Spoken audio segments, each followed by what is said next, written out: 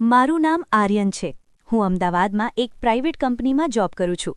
સામાન્ય રીતે ઘરે હું અને મારી પત્ની જ હોઈએ છીએ, પણ ગયા અઠવાડિયે કંઈક એવું બન્યું જેણે મારા જીવનમાં એક નવી ઉત્તેજના ભરી દીધી. મારી સાળી કાવ્યા ઇન્ટરવ્યૂ માટે શહેરમાં આવી હતી. મારી પત્નીને અચાનક પિયર જવાનું થયું, એટલે કાવ્યાની જવાબદારી મારા પર આવી ગઈ. કાવ્યા હજુ 22 વર્ષની છે, એકદમ ચંચળ અને સુંદર. જ્યારે હું તેને બસ સ્ટેન્ડ લેવા ગયો ત્યારે તે સફેદ ફિટિંગ ટી-શર્ટ અને બ્લેક પેન્ટમાં કોઈ મોડેલ જેવી લાગતી હતી. મને જોતાં જ તેને દોડીને મને ગળે લગાવી દીધો. એક ક્ષણે તેના શરીરની સુગંધ અને સ્પર્શે મારા મનમાં એક અલગ જ કંપન પેદા કરી દીધું. ઘરે આવીને તે ફ્રેશ થવા ગઈ. થોડી વાર પછી જ્યારે તે બાથરૂમમાંથી બહાર આવી ત્યારે તેણે માત્ર એક ટુવાલ વીંટાળ્યો હતો. તેના ભીના વાળ તેની ગરદનને સ્પર્શી રહ્યા હતા અને ખભા પર પાણીના ટીપા હીરાની જેમ ચમકતા હતા. તે દૃશ્ય એટલું માદક હતું કે હું મારી નજર હટાવી શક્યો નહીં. તેણે મારી સામે શરારતભરી નજરે જોયું અને હસતા હસતા પૂછ્યું, જીજુ, આમ શું જોઈ રહ્યા છો? શું આજે કંઈક નવું જોવાનું મન થયું છે? એટલામાં જ જાણે અજાણીએ તેના ખભા પરથી ટુવાલ થોડો નીચે સરક્યો. એ એક ક્ષણની ઝલકે મારા હોશ ઉડાવી દીધા. તે શરમાઈને રૂમમાં જતી રહી, પણ અમારા બંને વચ્ચે એક અદૃશ્ય ખેંચાણ શરૂ થઈ ચૂક્યું હતું. થિયેટરની એ રોમાંચક સાંજ. ઇન્ટરવ્યૂ પત્યા પછી અમે મૂવી જોવા ગયા. થિયેટર લગભગ ખાલી હતું. ખૂણાની સીટ પર બેઠા પછી અમારું ધ્યાન ફિલ્મ કરતાં એકબીજા પર વધુ હતું. આસપાસના યુગલોને એકબીજાના પ્રેમમાં ડૂબેલા જોઈ કાવ્યાએ ધીમેથી કહ્યું, જીજુ, અહીંનું વાતાવરણ કેટલું રોમાન્ટિક છે ને? મેં તેનો હાથ પકડ્યો. તેની હથેળીઓ ગરમ હતી. મેં તેની નજીક જઈને કાનમાં કહ્યું, જો તારે રોમાન્સ શીખવું હોય તો હું તને મદદ કરી શકું છું. તેણે પોતાની નજર નમાવી દીધી અને ધીમેથી બોલી, તો પછી રાહ શેની જુઓ છો?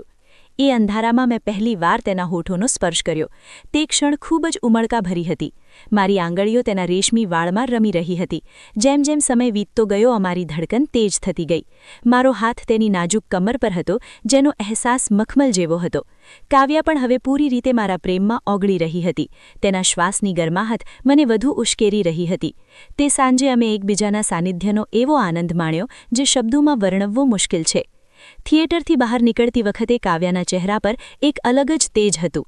તેણે મારો હાથ જોરથી પકડ્યો અને હસતા હસતા કહ્યું, જીજુ, આ તો માત્ર ટ્રેલર હતું. અસલી ફિલ્મ તો રાત્રે ઘરે શરૂ થશે. તમે તૈયાર છો ને?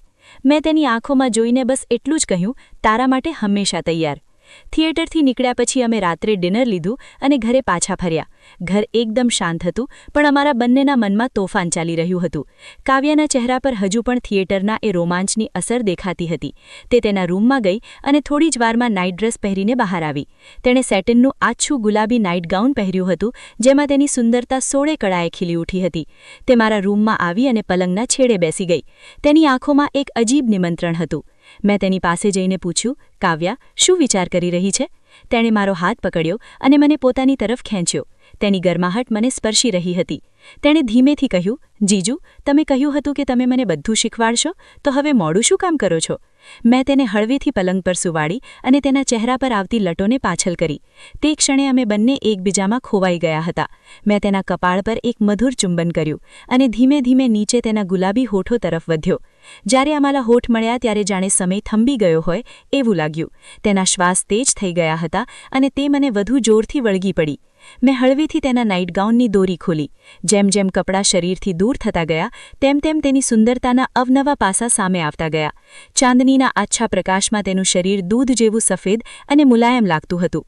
મેં મારી આંગળીઓ તેના રેશમી બદન પર ફેરવવાનું શરૂ કર્યું, જેની સિહરણથી તે આખી ધ્રુજી ઉઠી.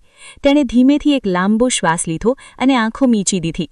મેં તેના શરીરના દરેક વળાંકને મારા સ્પર્શથી નવાજ્યા. તે વારંવાર મારા કાનમાં ધીમેથી મારો અવાજ લઈ રહી હતી, જે મને વધુ ઉત્તેજિત કરી રહ્યો હતો. આખી રાત અમે પ્રેમની એ નવી ઊંચાઈઓને સ્પર્શતા હતા, જેના વિશે કાવ્યાએ માત્ર કલ્પના જ કરી હતી. વહેલી સવારના આછા ઉજાસમાં જ્યારે અમારી આંખ ખુલી ત્યારે કાવ્યા મારા ખભા પર માથું રાખીને સૂતી હતી. તેના ચહેરા પર એક અનોખો સંતોષ અને સ્મિત હતું. તેણે મારી સામે જોયું અને કહ્યું, જીજુ, આ રાત મારા જીવનની સૌથી સુંદર રાત હતી. મેં ક્યારેય વિચાર્યું નહોતું કે રોમાન્સ આટલો ગહન હોઈ શકે છે.